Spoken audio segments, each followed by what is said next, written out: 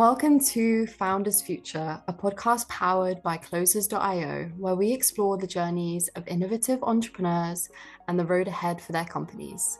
I'm your host, Natalie Borovska, and in each episode, we uncover the stories behind impactful ventures, the challenges faced, the lessons learned, and the strategies fueling future growth. Today, I'm thrilled to be joined by Sarah Ennor, who's the founder of Growth Counsel, a Toronto-based speaker, lawyer, and entrepreneur who focuses on making ADHD human and profitable by helping business leaders rethink how neurodiversity shows up at work and in teams. After a long legal career, including roles in-house at major financial institutions, an adult ADHD diagnosis reframed her understanding of confidence, ambition, and how difference can be harnessed for better outcomes in business and leadership. I'm so happy to have you on the podcast today, Sarah. Yeah, thank you for the invite, Natalie. I appreciate it. Okay, so what I like to do at the start of every episode is I like to journey back in time. So take us back to before you started your business, and what were you doing at the time and what motivated you to start?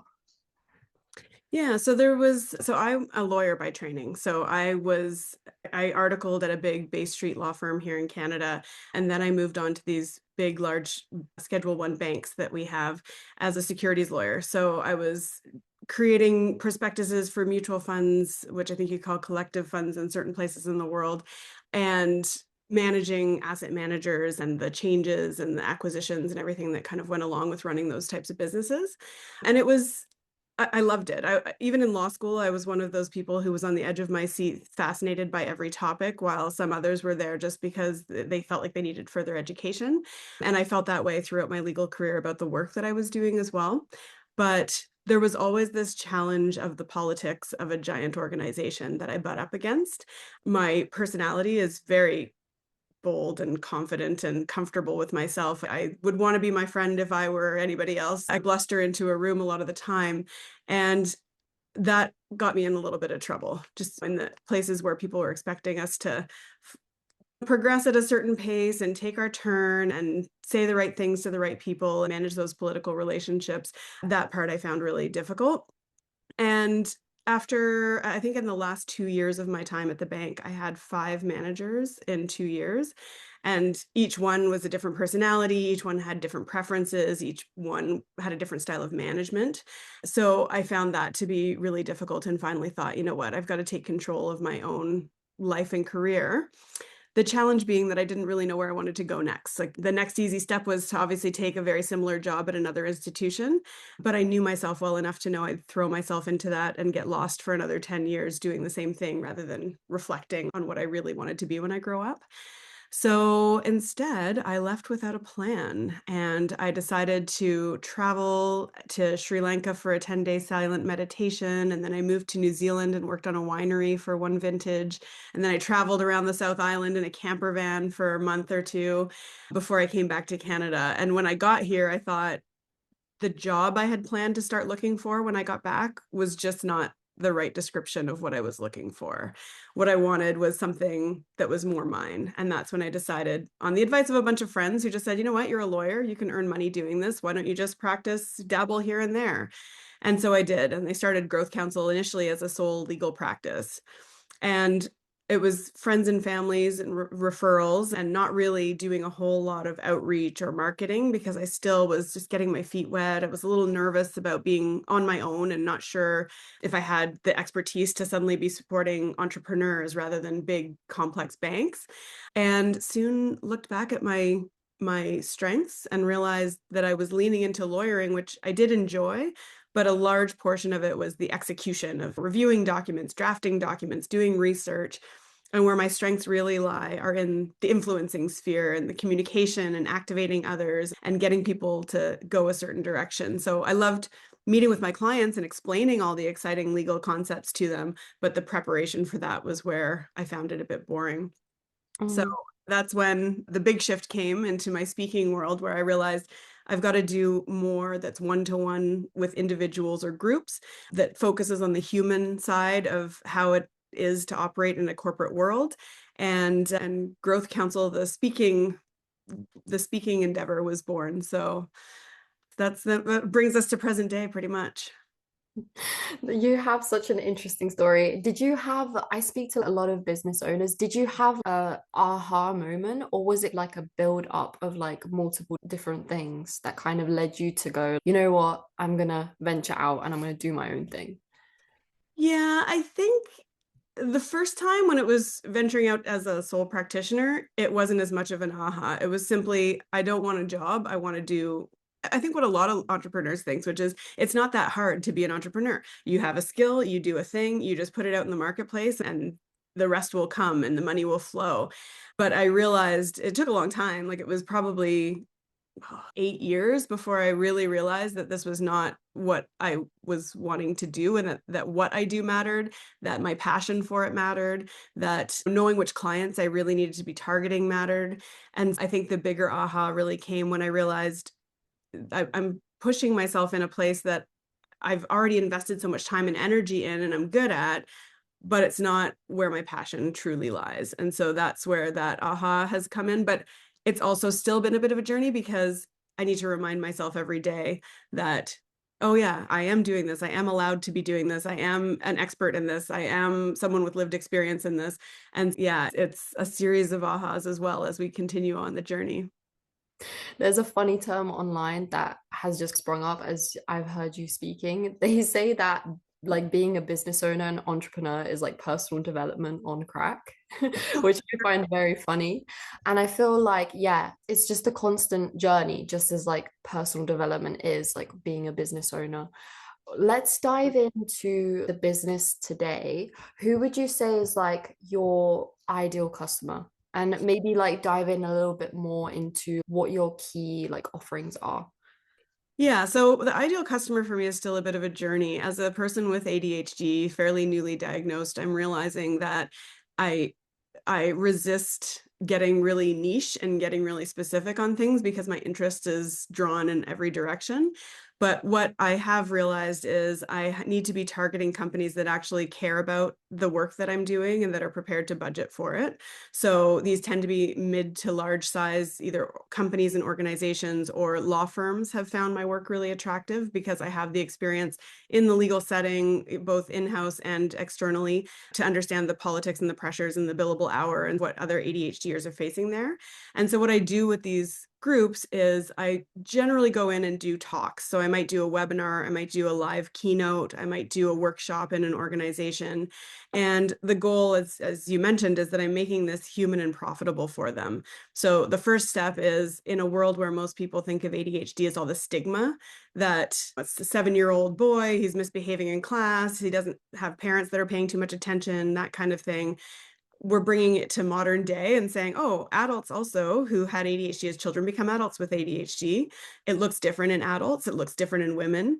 It looks different as we've learned to mask throughout our career. And so showing what it looks like at work is the human part of my job.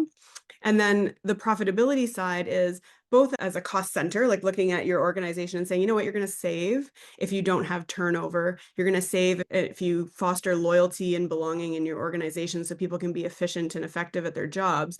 But then you're also going to attract the kinds of clients that are maybe in a demographic you're not used to. The people like the entrepreneurial sorts, like the Richard Bransons of the world, who they might be the right size for your organization, but they're not interested in getting, for example, legal advice from someone who can only see the challenges and the problems. They want someone who can also see the big picture, who can understand how to solve problems, who can see how all the pieces fit together. And so you can grow your market share as well by supporting the people that are going to be well placed to be faced against someone like that with that type of a personality and working style. So that's the speaking side of things. Again, it can span inclusion, it can be wellness, mental health, leadership, performance, all those kinds of areas. I also do a little bit of one-to-one coaching. So this is where I'm being careful to only do it in a way that works for my own brain as well. So I call them ADHD booster calls for people who either see themselves in my story during one of my talks or just individuals who find me, to have discrete conversations, one, maybe up to 3 sessions where we're tackling specific problems.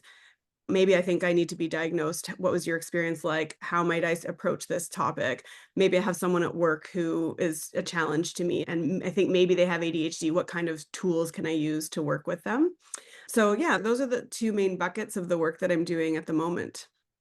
I see. Yeah, I feel like with ADHD, yeah, there is such like a stigma around it. So it sounds like you're really like bringing light to like how people with ADHD can actually be like very valuable in the workforce, because I do also believe that those people are like people with ADHD are very like passionate.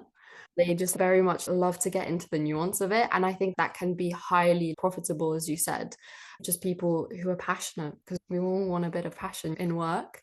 I'm curious about your client acquisition. So, how do you go about really calling out like your target ICP, and maybe provide some like marketing perspective for the listeners? Sure. So again, everything I do now is with this lens of making sure I don't overwhelm myself and I'm doing things that feel good for me as well, because the interest-based nervous system for ADHD really requires that in order to get me acting and working in the ways that on the things that I care about. So right now I'm focused. LinkedIn is probably my primary place. I think it's where you folks found me actually, where I'm posting pretty raw and open and real stories about my life and sharing how I've experienced ADHD at work, maybe how I've experienced it this morning so far, how I was discombobulated in one way or another, but also talking about, as you said, the strengths that ADHDers have. So yes, we're very passionate when we're interested in something. There can be a tension between that and when I'm not interested in something and, oh, the drudgery of administration, like I don't really want to be doing that part. I had a hard time tracking my hours, for example, when I was lawyering. But there's all these other strengths, like we work well under pressure. So I tell those stories online. I also have a YouTube channel, which is very fledgling. It's not quite huge at all yet, but it's slowly getting some content on there. And those are ways for people to just see me out in the marketplace. I use Facebook as well, but really I just repost things there. I don't spend a whole lot of time on Facebook. I'm resisting Instagram and TikTok, even though I know those are amazing platforms. But again, just to avoid the overwhelm, I haven't gone that direction. I also do cold outreach. Like that is probably the primary way that I try to actually make sales. So finding the right person, whether it's a head of HR or diversity and inclusion at an organization, and reaching out by email, inviting folks to meetings and taking those sales calls. And then I think the final one is that I'm a part of a couple of speaker bureaus. So agents that basically list me on their website and speak about me to their clients so that when they're looking for someone like me to come in, they can advocate for the work that I'm doing and how I bring a unique perspective. So I got one of my biggest clients through that an opportunity like that, where I went to Canada Goose, the big luxury clothing brand, and did a keynote there. And sometimes like I get quite a lot actually of my business that actually pays me comes from people inbound. So really just having spent this 3 years becoming visible on all the platforms where my clients live, that's caused them to start reaching out and spreading the word verbally to their friends and colleagues. So it's starting to take off a little bit, which is great. It sounds like it's like a wide range and like wide mix. Have you ever considered like putting in like paid ads into that like mixture? I've thought about it. I'm not sure I'm ready yet. I think at some point I will, but at the moment, I think I'm still also trying to refine exactly the message that I want to set out there and what's actually resonating with people. So it feels like it's taking forever, but the experimentation is still going on a bit. But I definitely think at some point there will be paid ads involved. Yeah, with time, there'll be a little tweak there, a little tweak here. Then you'll be able to come out with the right message to really be able to like to call out your target ICP. So yeah, with time, I think ads will be like really good for you. And I'm curious, so what does your like sales process look like turning a lead into a client? So I try to have a very streamlined one that I share with people right off the bat. So once I've got someone to get on a sales call with me, I explain that the first step is going to be we're going to have this 30-minute call. And that call is intended purely to be me get as much information I can about what work you've done in this area already, what challenges you're having in your workplace, how I might be able to support it, and then making the offer of a talk or a coaching package or something like that's going to support that work if it's a fit. I don't have any interest in working with folks that either don't value the work or who don't jive with the way that I communicate my message. That's the first step. And then really I try, unless there needs to be a second call before, for example, the talk is happening, I try not to bog the client down with much more after that. I've gathered everything that I need. I've asked all the questions that I need in order to deliver a great presentation. And so I go to work preparing for that usually much more at the last minute than if it's a 6-month lead time, it's not going to be tomorrow I start working on your thing. It's going to be the week before, which is part of why I don't want to have too many checkpoints, because I need to be under pressure and ready to start getting active right at the end. And if people are starting to say, oh, can I have your slides 2 weeks in advance? That's part of my creative process that happens like right at the end of the engagement. So then I turn up and deliver an amazing presentation. I also, though, I should have mentioned this actually in my sales process. So I also gather feedback. So I use a tool that there's a QR code. They can go answer a couple quick questions, and I get leads out of that. So if anybody in the audience works at another organization, books speakers, they're going to tell me that. If they're interested in what I do, they're going to tell me that they love my talk. I'm going to also share that with the organizers so they get feedback right away about whether or not this was a valuable investment for them. And then, so that's the other piece, and the client gets that within 24 hours. So it's a pretty streamlined process. We meet first, and then I go to town. We market it together as well. If that's a step in the process, you're saying I'm coming in, I'm advertising, I'll be there. And those are just the 4 or 5 steps that I follow to get to the final product. That's a smart and interesting way to gather leads. I don't think I've ever heard of anyone utilizing a QR code, like getting feedback. I think that's like a great method. It's like also a community like building way. I think Yeah. that's really smart. I think that's awesome.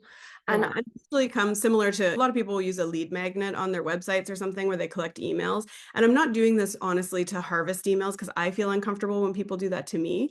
I'm doing it purely to say, okay, you're interested in an interaction with me. But I do also include usually a handout or some sort of valuable resource that's as a part of that feedback form. So I think it works well.